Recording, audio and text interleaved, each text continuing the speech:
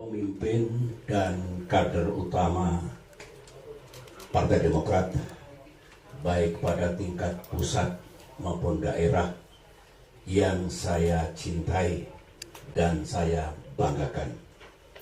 Alhamdulillah, hari ini kita semua berada di rumah perjuangan, tempat yang bersejarah.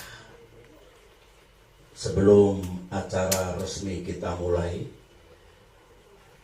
terlebih dahulu saya ingin menjelaskan kepada para pemimpin dan kader utama Demokrat tentang tempat ini, tentang rumah dan pendopo Cikeas, tentang 2 bilik yang sekarang saudara-saudara berada di tempat ini, karena ada nilai-nilai sejarah yang ingin saya sampaikan agar perjuangan Partai Demokrat ke depan, perjuangan besar kita yang utama tentunya untuk negara dan rakyat, dan perjuangan besar lainnya baru untuk partai. Jangan dibalik, negara dulu baru partai. Country over party. Ini nilai yang kita anut sejak Partai Demokrat berdiri. Oleh karena itu saya minta kesabaran sebentar Pak Sekjen, Kang Hero dan teman-teman lain, agar saya dengan santai menyampaikan tempat ini dalam konteks sejarah perjuangan partai, sebetulnya juga dalam konteks perjuangan kita untuk negeri tercinta. Ini ada ruang pertama, di sana ruang kedua. Dulu waktu saya menjabat sebagai Kasospol APRI, sebelum menjadi menteri, saya terlibat aktif dalam upaya untuk mengatasi krisis. Politik kita teduh, jangan terlalu terpolarisasi. Why not? Di ruangan ini, akhirnya semua partai politik mendukung dan aklamasi. Zulkifli Hasan sebetulnya dulu ada sesuatu yang kurang kondusif lah secara keamanan. Saya undang di sini Pak Zul, mewakili koalisi, Anda ketua MPR, didukung oleh semua. Pada saat ada tanda-tanda akan ada benturan di nasional, setelah quick count tahun 2014, Pak Jokowi, Pak JK lawan Pak Prabowo, Pak Hatta. Saya dilapori, ingat 2014 saya netral. Saya lebih baik tidak ikut sana sini, tidak cawe-cawe, karena saya ingin benturan itu saya ikuti keras dan akan makin keras. Saya dengan bersikap netral lebih mudah.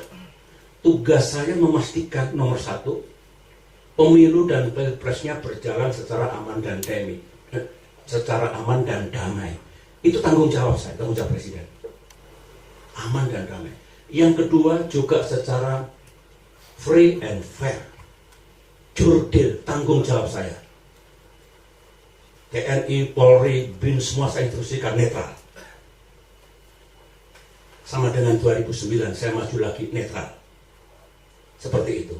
Ketika terjadi indikasi benturan pendukung Pak Prabowo, Pak Hatta, dan pendukung Pak Jokowi, Pak JK, saya undang di sebelah sana tempat para wartawan itu. Dulu ada sofa kecil di situ. Saya undang pertama kali Pak Jokowi dan Pak JK, tolong please bapak-bapak, cegah adanya benturan. Mohon dikendalikan pendukung-pendukungnya. Kalau sampai terjadi cacat Indonesia, buruk nama bangsa kita.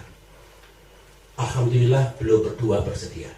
1 jam kemudian sekitar jam 10 malam, saya undang Pak Prabowo dan Pak Hatta Rajasa. Sama, please, mohon dikendalikan pendukungnya supaya tidak terjadi apapun di negeri ini yang menggoncang keamanan dan perdamaian di tanah air kita. Alhamdulillah beliau berdua bersetuju. Semua dilaksanakan di tempat ini. Mudah-mudahan tempat ini membawa berkah. Amin. Mudah-mudahan saya mendoakan yang di depan saya ke depan nanti sukses, amin, berhasil, amin, dalam perjuangan politik. Tetapi politiknya kalau dipilih prioritasnya mana? Country first, Indonesia first, baru party, baru yang lain-lain. Tidak elok tiba-tiba yang dikedepankan partainya, keluarganya, family. This is not etika dan moral politik yang kita anut sejak dulu.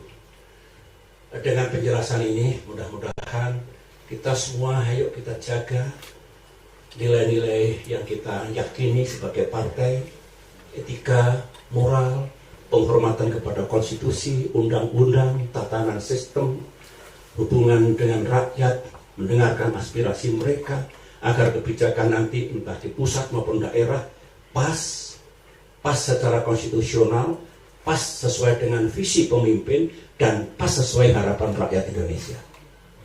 Itu yang mesti kita jaga. Demokrat harus konsisten.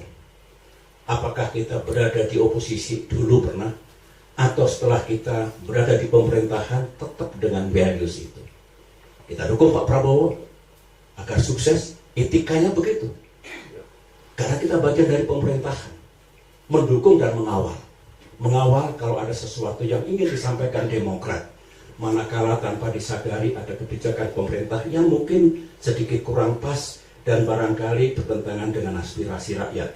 Kawan yang setia, pengawal sejati, mendukung penuh, loyal penuh, tetapi tetap punya ruang untuk menyampaikan itu. Itulah menurut pandangan saya politik yang konstruktif. Saya kira negeri ini akan aman dan damai.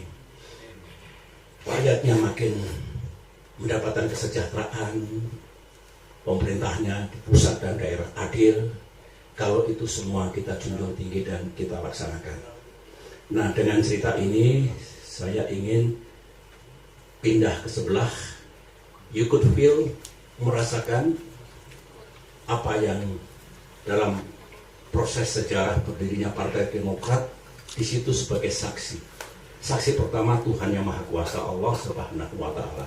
Dulu pernah pada saat partai kita mau diambil alih oleh sebuah kekuatan secara ilegal dan secara amoral, illegal dan immoral. Alhamdulillah kita teguh, bersatu, berani menghadapi kekuatan yang akan mengambil alih partai kita. Waktu itu ada yang berkata, SBY itu sebetulnya tidak mendirikan partai, bukan dia, katanya. Ternyata yang dimaksud SBY tidak ikut menandatangani surat ke Kumham yang 99 orang. Logikanya begitu.